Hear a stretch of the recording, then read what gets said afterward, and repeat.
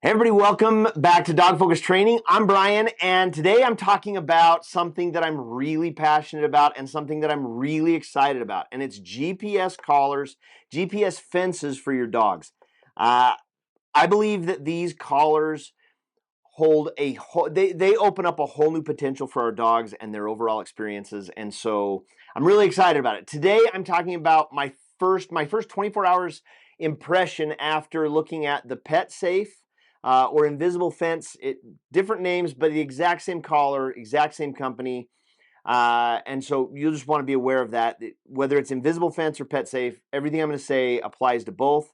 And I'm going to compare it with the SpotOn. SpotOn has come out with a new version of their collar, and I just got this. All right, so the first thing we got to talk about is price. If you've looked at these collars at all, you know that this collar, the Pet Safe collar, is about $300.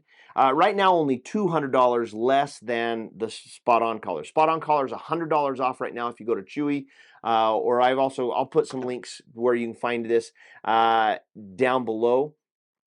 Click on the link for the SpotOn collar, and it'll take you to SpotOn's website and give you the best deal they have right now.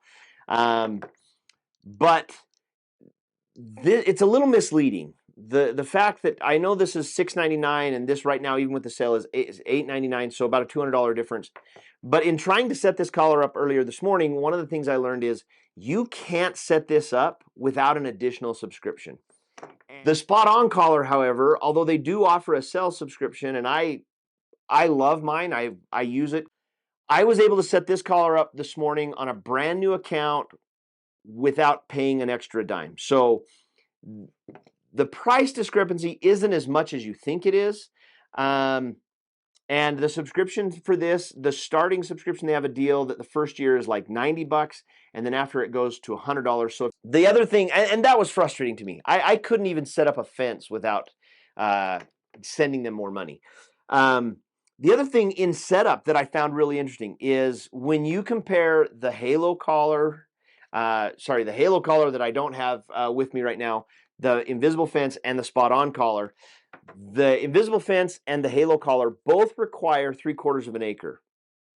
Now, not a lot of us have 3/4 of an acre. Now, I happen to live on 3.5 acres, and maybe you've got a 40-acre plot, and so size isn't a concern for you.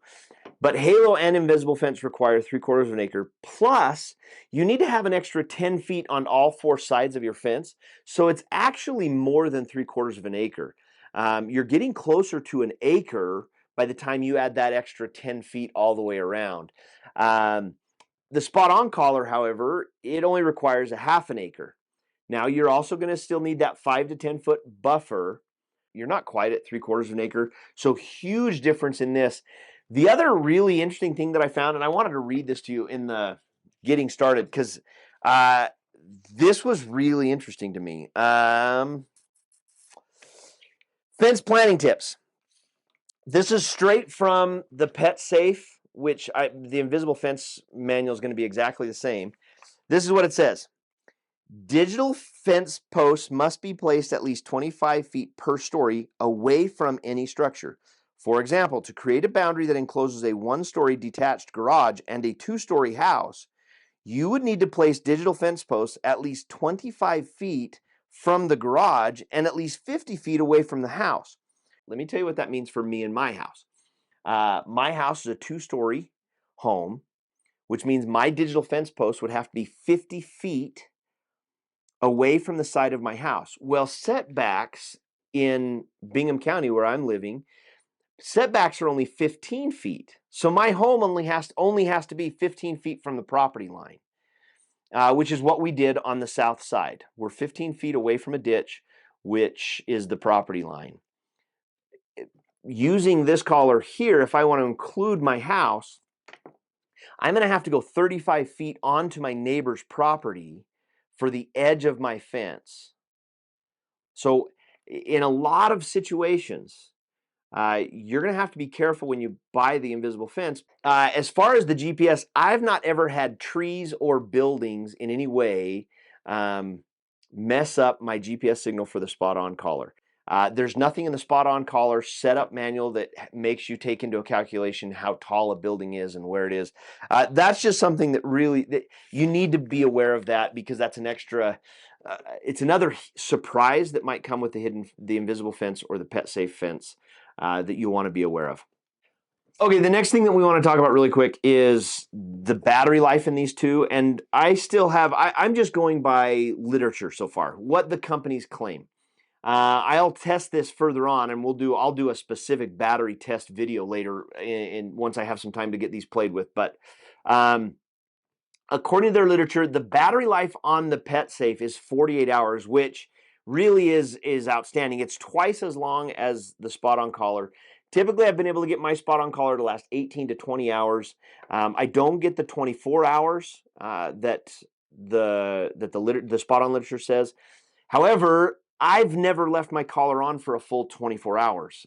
Typically, the longest my dog has had his collar on runs about 15 hours. So what we'll do is we'll let him out at 7 o'clock in the morning, put the collar on, let him go, and then usually about 9:30 or 10 o'clock at night, when we're ready to kind of turn in and go to bed, we'll put him in his kennel for the evening, and we'll throw this on the charger, and when we get up in the morning, it's fully charged. So battery life for my situation and my uses isn't as critical. Okay, the last thing that I want to just point out from the literature, and just kind of as I've been reading up and brushing up on SpotOn and learning about the pet safe or invisible fence, the SpotOn Collar comes with 30 levels of stimulation, and so that's important because every dog experiences static stim a little different, and the SpotOn Collar allows you to fine-tune this to the sensitivity of your dog. Now, when it comes to what this collar offers, the pet safe collar, only 10 levels, so your ability to adjust this to your dog is 1/3 of what it is with the SpotOn Collar. All right, so there's my 4 key takeaways when it comes to these two collars based on their own claims. And you might ask, why am I doing a comparison before I've ever tested either collar? It's because I want to just compare just based on their own claims, how do these two collars stack up? Because out of the box or on the internet or wherever you're doing your comparison, that's really that's all you have. And so please hold tight. In the next few days, I'm going to be cranking out several more of these videos, and we're going to be talking about actual, in practice. How well do the dogs get trained to these? How accurate are they? How well do these things hold up to their claims?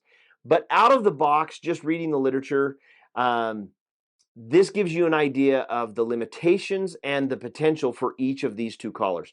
I hope it's been really helpful. If it has, please hit the like button. If you're new to our channel and this has been helpful, or you feel like this kind of information is helpful to you and your relationship with your dog, please subscribe. Thanks for watching. If there's anything you'd like to know about either one of these collars, or questions you have, or specific things you'd like me to test, leave me a comment down below. Thanks for watching. I'll see you in the next video.